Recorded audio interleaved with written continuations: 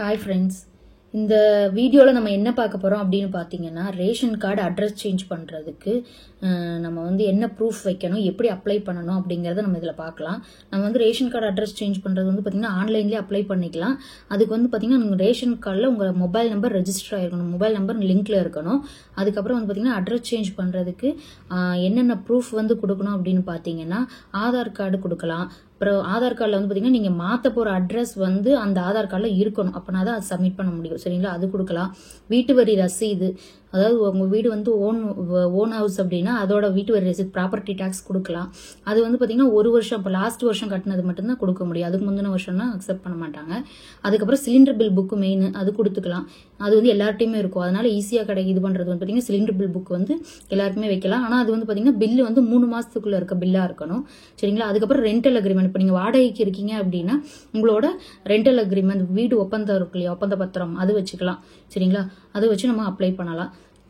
அப்புறம் அது போக வேற என்னென்ன வைக்கலாம்னா ஓட்டர் ஐடி வைக்கலாம், வாக்காளர் அடையாள அட்டை, டிரைவிங் லைசன்ஸ், ஓட்டுநர் உரிமம், அதெல்லாம் வந்து நாம என்ன அட்ரஸ் மாத்த போறோமோ அந்த அட்ரஸ் வந்து நீங்க வந்து வைக்க போற ப்ரூஃப்ல கண்டிப்பா இருக்கணும். சரிங்களா? இருந்தாதான் நம்ம வந்து அதை வச்சு அப்ளை பண்ண முடியும்.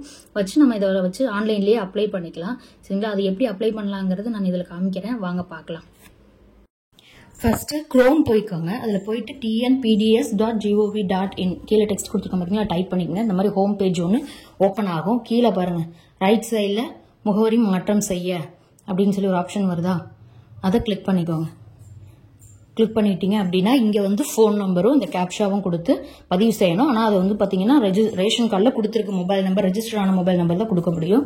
கொடுத்தோடனே ஓடிபி ரிசீவ் ஆகும் உங்க போனுக்கு. ஓடிபி வந்ததுக்கு அப்புறம் அந்த ஓடிபி இங்க போட்டு பதிவு செய்யன்னு கொடுத்தீங்கன்னா இந்த மாதிரி பேஜ் ஒன்று ஓப்பன் ஆகும். இதுல வந்து உங்க அப்ளிகன் டீடைல்ஸ் மேலேயே காமிக்கும். கீழே என்ன அட்ரஸ் பழைய அட்ரஸ் இருக்கோ அதுவும் காமிக்கும். அப்போ வந்து நீங்க புதுசா மாற்ற வேண்டிய முகவரியை வந்து பாத்தீங்கன்னா இதுல நம்ம ஃபுல்லா டைப் பண்ற மாதிரி இருக்கும். அட்ரஸ் லைன் 1 காமிக்குது இல்லைங்களா, அதுல உங்களோட டோர் நம்பர், அதுக்கப்புறம் செகண்ட் ஆப்ஷன்ல ஸ்ட்ரீட்டு, என்ன வில்லேஜ், இதெல்லாமே அங்க 3 இதுலையும் கொடுத்துட்டு கீழே வந்து பாத்தீங்கன்னா என்ன மாவட்டம், டிஸ்ட்ரிக்ட், என்ன தாலுகா, என்ன கிராமம் அப்படிங்கறத தெளிவா பார்த்து கொடுத்துக்கோங்க. கொடுத்ததுக்கு அப்புறம் இங்க வந்து பாத்தீங்கன்னா ஆவண வகையை தேர்ந்தெடுக்கவும் காமிக்குதுங்களா. இங்கதான் நம்ம வந்து ப்ரூஃப் என்ன வைக்க போறோம் அப்படிங்கறத சூஸ் பண்ணிட்டு இங்க ப்ரூஃபை வந்து நம்ம அப்லோட் பண்ற மாதிரி இருக்கும். என்னென்ன ப்ரூஃப் கொடுக்கலாம் நீங்க பாருங்க, ரைட் சைட்ல கொடுத்துருக்காங்க பாத்தீங்களா. அது போக நானும் காமிக்கிறேன் பாருங்க.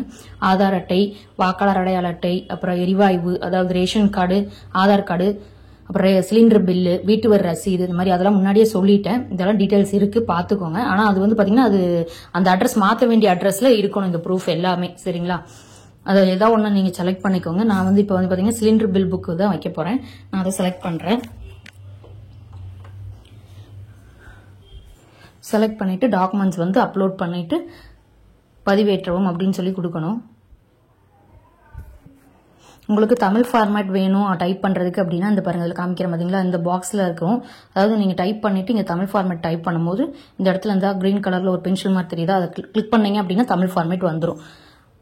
நான் வந்து பாத்தீங்கன்னா ஆவணம் வந்து அப்லோட் பண்ணிட்டேன். பண்ணினதுக்கு அப்புறம் நான் வந்து சிலிண்டர் பில் புக்கை வந்து அப்லோட் பண்றேன்.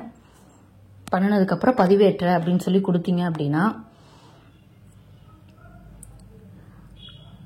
ஒரு நிமிஷம் வெயிட் பண்ணுங்க. பதிவேற்றன்னு கொடுத்தோன்னா இணைக்கப்பட்டுள்ள ஆவணம் பதிவேற்றப்பட்டது அப்படின்னு சொல்லி உங்களுக்கு மேலேயே காமிச்சிடும்.